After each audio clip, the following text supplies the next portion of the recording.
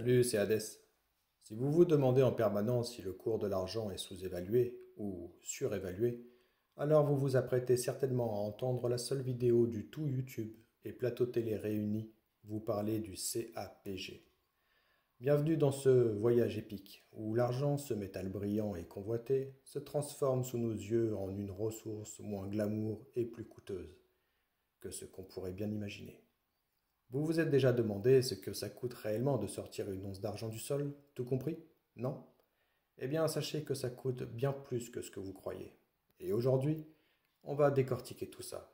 Le CAPG, ou coût d'extraction tout compris, ce chiffre qui fait une drôle de grimace quand on l'observe vraiment.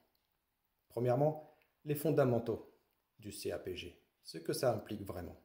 Pour commencer, disons-le tout de suite, le CAPG, ce n'est pas juste le prix du café et des croissants pour les mineurs, non, c'est bien plus subtil que ça.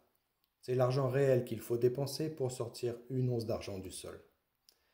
Imaginez que vous ouvrez un restaurant. Vous allez d'abord acheter les ingrédients, c'est ce qu'on appelle le cash cost, c'est-à-dire ce qui vous coûte vraiment pour produire votre plat.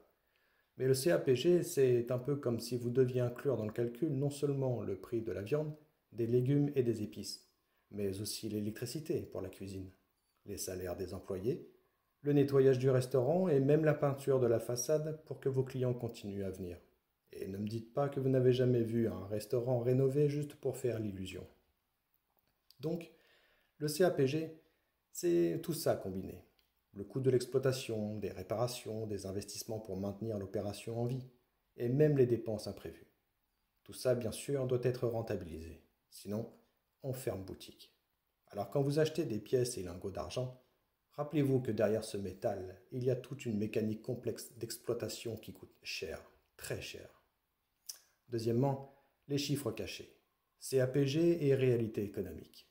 Alors en 2024, selon le World Silver Survey 2025, le CAPG pour l'extraction d'une once d'argent dans les mines primaires est estimé à environ 14,58 $ par once. Pas mal, non? Comparé au prix actuel du spot de l'argent qui se situe autour de 32 $ l'once. Vous vous dites probablement que tout roule. Mais attendez un peu. Parce que là où le bas blesse, c'est qu'on oublie souvent que ce prix de 14,58 $ par once peut augmenter. Vous voyez, si l'inflation continue de grimper, si les gisements s'épuisent, si la monnaie locale se vautre dans l'abîme, le CAPG peut sérieusement augmenter. Et là, les mines, mes amis, elles commencent à voir les choses différemment. Vous savez ce qui arrive dans ce cas-là?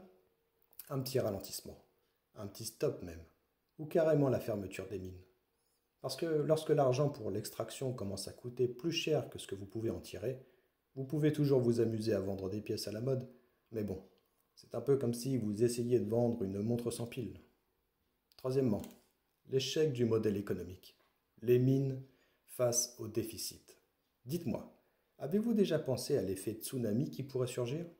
Si le CAPG continue à grimper, à cause de la réduction des réserves et des problèmes géopolitiques, qu'est-ce qui va se passer? Eh bien, vous pouvez déjà entendre le bruit de l'effondrement du système. Vous voyez, l'industrie minière, c'est un peu comme un arbre dont les racines se nourrissent lentement, en fonction des coûts d'extraction. Quand ces coûts montent et que les prix de l'argent stagnent, vous savez ce qui va se passer? L'arbre finit par perdre ses feuilles, et dans ce cas précis, les mines ferment ou ralentissent. On commence à voir des fermetures massives dans certains endroits, car ce qui semble être une opportunité dorée devient un piège économique. Quand le CAPG dépasse le prix de vente, les mines n'ont plus d'incitation à continuer à produire. L'offre se réduit et la demande, elle, augmente avec l'usage de l'argent dans les technologies solaires, les batteries et autres applications industrielles. Et là, bingo, le tsunami du déficit d'argent se profile à l'horizon. C'est une mer calme jusqu'à ce que, tout à coup, la marée monte. Le marché va ressentir la pression, le stock va fondre, et qui va souffrir le plus? Vous et moi, mes chers spectateurs, qui pensons acheter de l'argent à bas prix.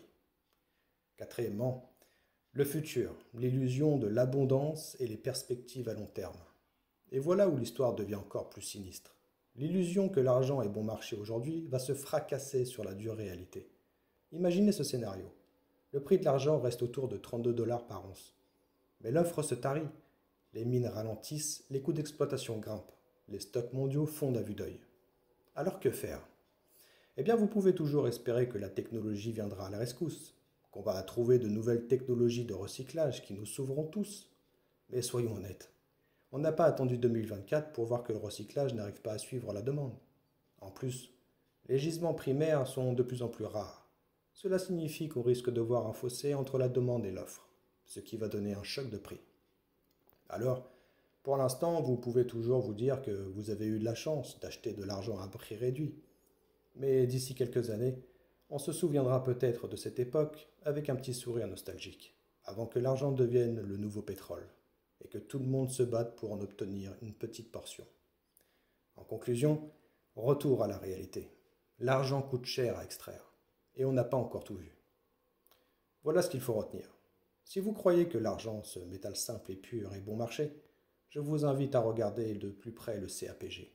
C'est la vraie réalité du marché, celle qui ne se cache pas derrière les prix spot ou les spéculations financières. Le CAPG, c'est le vrai prix à payer pour que l'argent soit extrait du sol. C'est un prix que les mines ne peuvent pas ignorer indéfiniment. Si les prix de l'argent stagnent et que les coûts continuent à grimper, c'est la fin du jeu. L'industrie ralentit, les déficits s'installent, et comme d'habitude, c'est nous, les consommateurs, qui allons payer l'addition.